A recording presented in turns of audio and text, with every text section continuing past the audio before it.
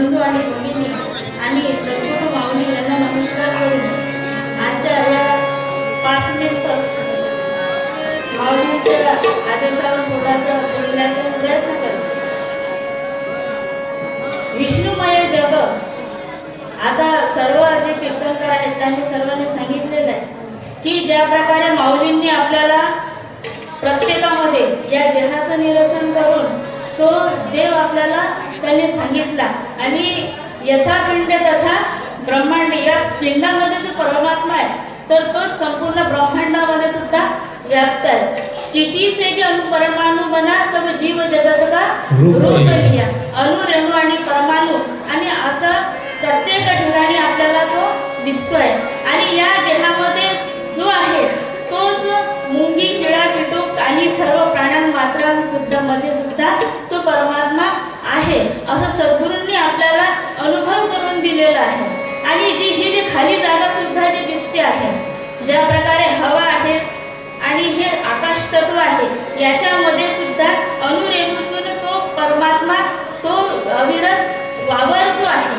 आणि मग हे जे आहे, हे जे जाणतो, हे जाणणारा, हे पाहणारा जे आत्मतत्व आहे, आता तुम्ही सर्वजण ते पाहणारे आहात, द्रष्टा आहात. मग जो द्रष्टा झाला, त्या पाहणारा झाला आणि त्या पाहणाऱ्याला जसं संत श्री नामदेव महाराजांनी देव हा विठ्ठलामध्ये मूर्तीमध्ये पाहिला आणि तोच देव मग माणसामध्ये आणि इतर चराचर जगतामध्ये सुद्धा पाहिला. चर म्हणजे चालणारे, अचर म्हणजे जे नाही चालू शकत असे वृक्ष, वेली, लता हे जे सर्व आहेत तर ते अचर यांच्यामध्ये सुद्धा. मग हे सर्व देव आम्ही पाहिल्यानंतर त्या संपूर्ण जिथं पाहावे तिकडे तू दिसशी नयना, जिकडे पाहावं तिकडे जर तो देव दिसत असेल तर मग आता देव हा सगळ्याच ठिकाणी आहे आणि ती खाली जागा दिसते ते सुद्धा देव आहे. मग आपण जेव्हा दर्शन करतो, महाराजांनी म्हटलं की चष्मा लावून सुद्धा काय पाहते, स्वप्न पाहतो.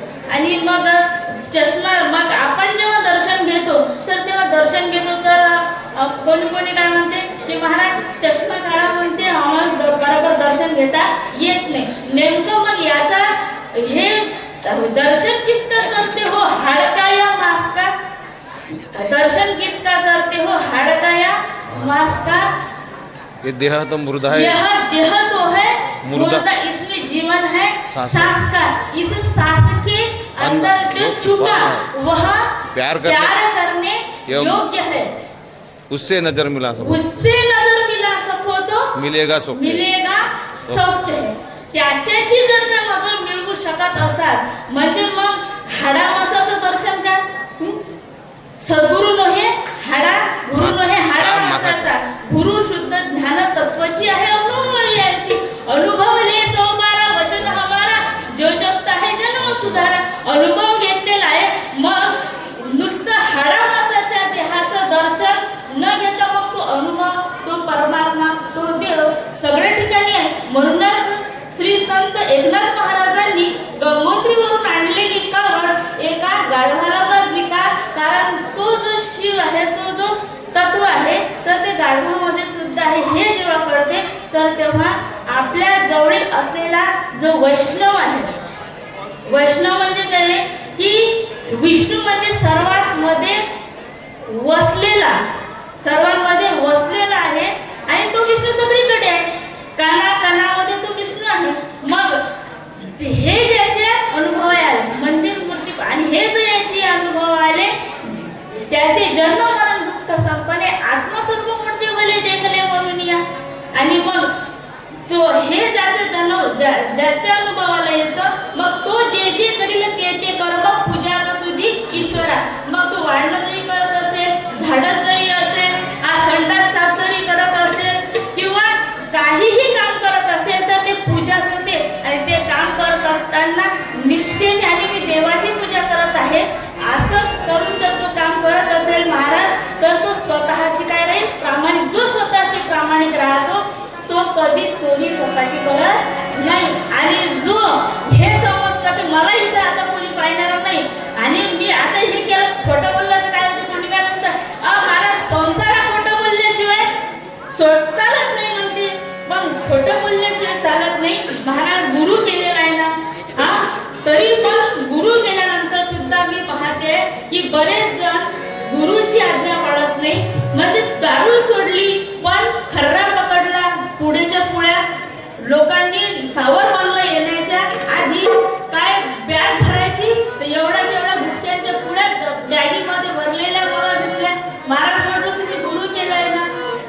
मी सगळा पाहणारा आहे. गुरुंची आज्ञा जो पाळत नाही महाराज तर त्याला देव सुद्धा दूर आहे पाहिल्यानंतर सुद्धा.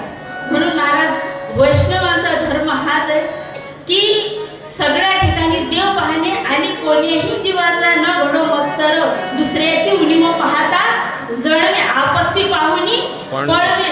असं जर का त्या जीवाच्या मनामध्ये असा मत्सर जर होत असेल तर तो असा मत्सर करणारा तर तो देवापासून दूर असतो. आणि ज्याच्या मनामध्ये मत्सर नाही तर तोच काय त्याचा धर्म आणि तोच वैष्णव म्हटल्या जातो. सद्गुरुनाथ महाराज की जय. झालेली सेवा सद्गुरूंच्या चरणी अर्पण करून माझे दोन शब्द संपत्ती. जय.